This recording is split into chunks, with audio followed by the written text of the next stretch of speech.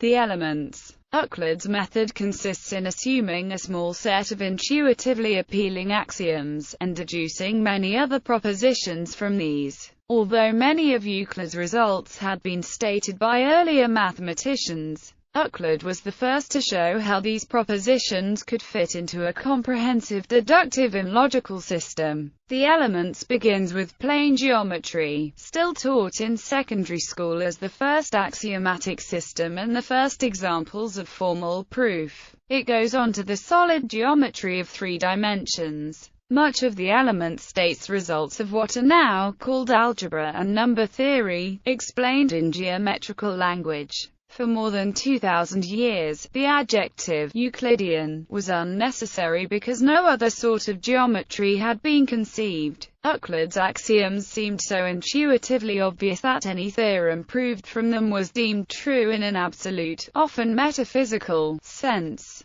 Today, however, many other self-consistent non-Euclidean geometries are known, the first ones having been discovered in the early 19th century. An implication of Albert Einstein's theory of general relativity is that physical space itself is not Euclidean, and Euclidean space is a good approximation for it only where the gravitational field is weak. Euclidean geometry is an example of synthetic geometry, in that it proceeds logically from axioms to propositions without the use of coordinates. This is in contrast to analytic geometry, which uses coordinates. The Elements is mainly a systematization of earlier knowledge of geometry. Its improvement over earlier treatments was rapidly recognized, with the result that there was little interest in preserving the earlier ones, and they are now nearly all lost. There are 13 total books in the Elements.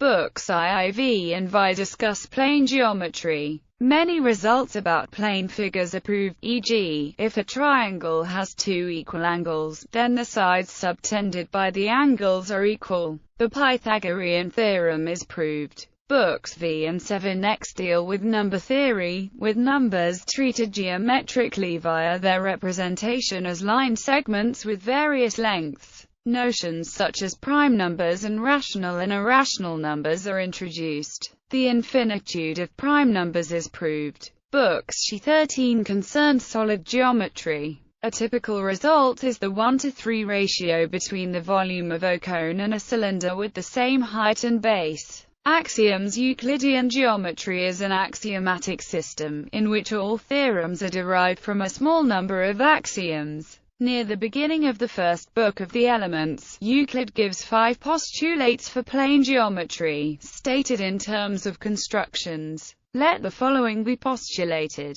To draw a straight line from any point to any point. To extend a finite straight line continuously in a straight line. To describe a circle with any center and distance, radius. That all right angles are equal to one another. The parallel postulate. That, if a straight line falling on 2 straight lines make the interior angles on the same side less than 2 right angles, the 2 straight lines, if produced indefinitely, meet on that side on which are the angles less than the 2 right angles. Although Euclid's statement of the postulates only explicitly asserts the existence of the constructions, they are also taken to be unique. The Elements also include the following 5 common notions. Things that are equal to the same thing are also equal to one another. If equals are added to equals, then the wholes are equal. If equals are subtracted from equals, then the remainders are equal. Things that coincide with one another are equal to one another. The whole is greater than the part. Parallel postulate to the ancients. The parallel postulates seemed less obvious than the others. They were concerned with creating a system which was absolutely rigorous, and to them it seemed as if the parallel line postulate should have been able to be proven rather than simply accepted as a fact. It is now known that such a proof is impossible. Euclid himself seems to have considered it as being qualitatively different from the others, as evidenced by the organization of the Elements. The first 28 propositions he presents are those that can be proved without it. Many alternative axioms can be formulated that have the same logical consequences as the parallel postulate. For example, Playfair's axiom states, in a plane, through a point not on a given straight line, at most one line can be drawn that never meets the given line. Methods of proof. Euclidean geometry is constructive. Postulates 1, 2, 3, and 5 assert the existence and uniqueness of certain geometric figures, and these assertions are of a constructive nature. That is, we are not only told that certain things exist, but are also given methods for creating them with no more than a compass and an unmarked straight edge. In this sense, Euclidean geometry is more concrete than many modern axiomatic systems such as set theory, which often assert the existence of objects without saying how to construct them, or even assert the existence of objects that cannot be constructed within the theory. Strictly speaking, the lines on paper are models of the objects defined within the formal system, rather than instances of those objects. For example, a Euclidean straight line has no width, but any real drawn line will, though nearly all modern mathematicians consider non-constructive methods just as sound as constructive ones. Euclid's constructive proofs often supplanted fallacious non-constructive ones, e.g., some of the Pythagoreans' proofs that involved irrational numbers, which usually required a statement such as, find the greatest common measure of. Euclid often used proof by contradiction. Euclidean geometry also allows the method of superposition, in which a figure is transferred to another point in space. For example, proposition I4, side-angle-side congruence of triangles, is proved by moving one of the two triangles so that one of its sides coincides with the other triangle's equal side, and then proving that the other sides coincide as well. Some modern treatments add a sixth postulate, the rigidity of the triangle, which can be used as an alternative to superposition, system of measurement, and arithmetic. Euclidean geometry has two fundamental types of measurements: angle and distance. The angle scale is absolute, and Euclid uses the right angle as his basic unit, so that, e.g., a 45-degree angle would be referred to as half of a right angle.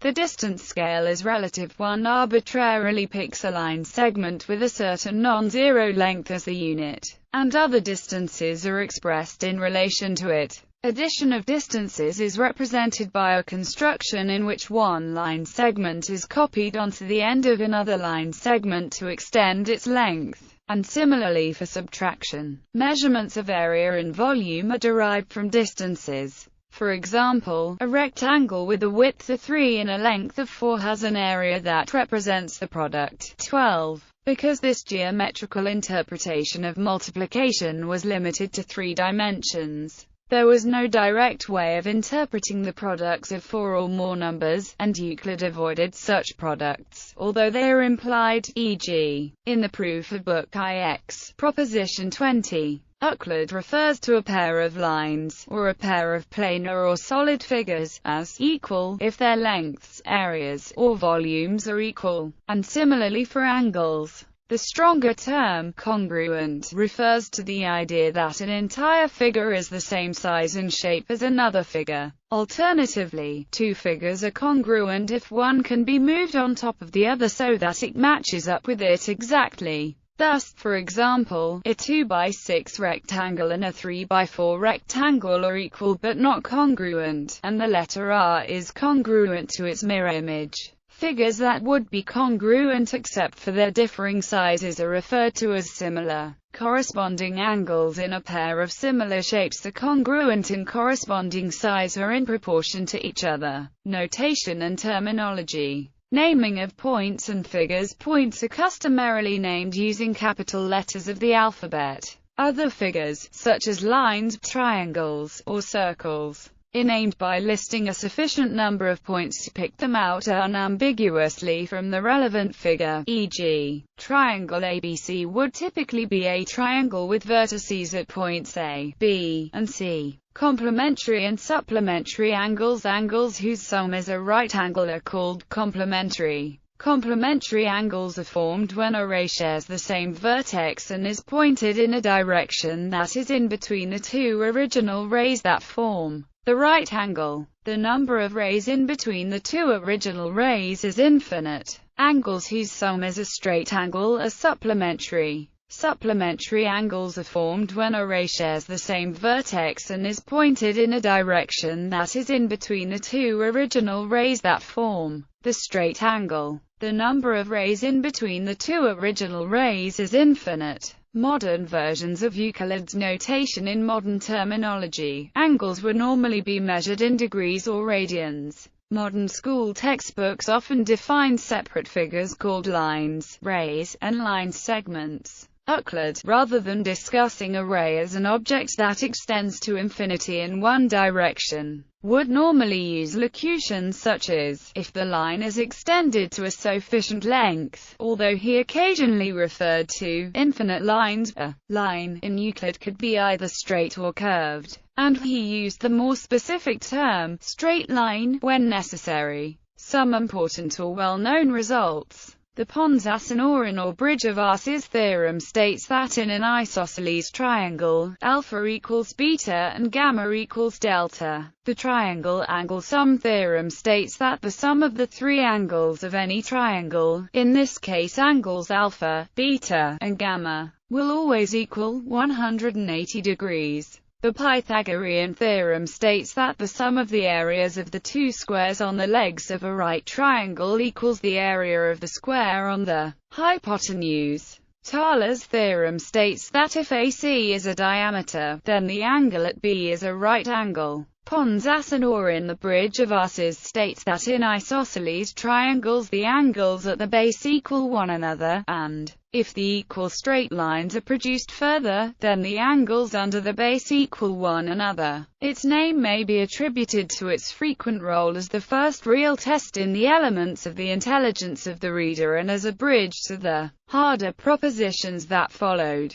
It might also be so named because of the geometrical figure's resemblance to a steep bridge that only a sure-footed donkey could cross. Congruence of triangles. Triangles are congruent if they have all three sides equal, two sides and the angle between them equal, or two angles and a side equal. Triangles with three equal angles are similar, but not necessarily congruent. Also, triangles with two equal sides and an adjacent angle are not necessarily equal or congruent. Triangle angle sum. The sum of the angles of a triangle is equal to a straight angle. This causes an equilateral triangle to have three interior angles of 60 degrees. Also, it causes every triangle to have at least two acute angles and up to one obtuse or right angle. Pythagorean theorem. The celebrated Pythagorean theorem states that in any right triangle, the area of the square whose side is the hypotenuse is equal to the sum of the areas of the squares whose sides are the two legs. Thaler's theorem. Thaler's theorem, named after Thales of Miletus, states that if A, B, and C are points on a circle where the line AC is a diameter of the circle, then the angle ABC is a right angle. Cantor supposed that Thales proved his theorem by means of Euclid Book 1, Prop. 32 after the manner of Euclid Book 3, Prop. 31. Tradition has it that Thales sacrificed an ox to celebrate this theorem. Scaling of area and volume. In modern terminology, the area of a plane figure is proportional to the square of any of its linear dimensions, and the volume of a solid to the cube. Euclid proved these results in various special cases such as the area of a circle and the volume of a parallelepipedal solid. Euclid determined some, but not all, of the relevant constants of proportionality. E.g., it was his successor Archimedes who proved that a sphere has 2/3 the volume of the circumscribing cylinder. Applications. Because of Euclidean geometry's fundamental status in mathematics, it would be impossible to give more than a representative sampling of applications here. A surveyor uses a level sphere. Packing applies to a stack of oranges.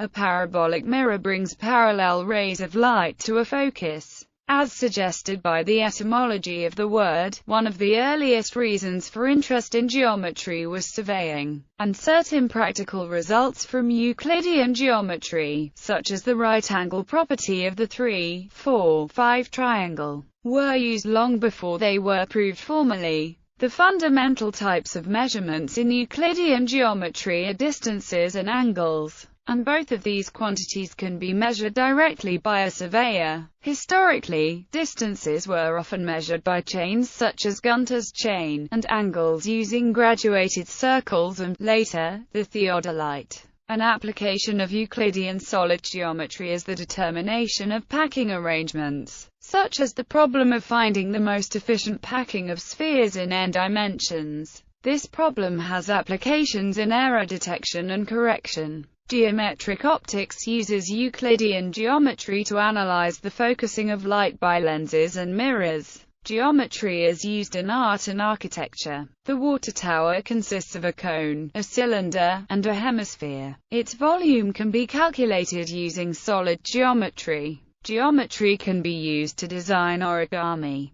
Geometry is used extensively in architecture. Geometry can be used to design origami. Some classical construction problems of geometry are impossible using compass and straight edge, but can be solved using origami. As a description of the structure of space, Euclid believed that his axioms were self-evident statements about physical reality. Euclid's proofs depend upon assumptions perhaps not obvious in Euclid's fundamental axioms. In particular that certain movements of figures do not change their geometrical properties such as the lengths of sides and interior angles. The so-called Euclidean motions, which include translations, reflections and rotations of figures, taken as a physical description of space. Postulate who asserts that space does not have holes or boundaries. Postulate 4 says that space is isotropic and figures may be moved to any location while maintaining congruence, and postulate 5 that space is flat.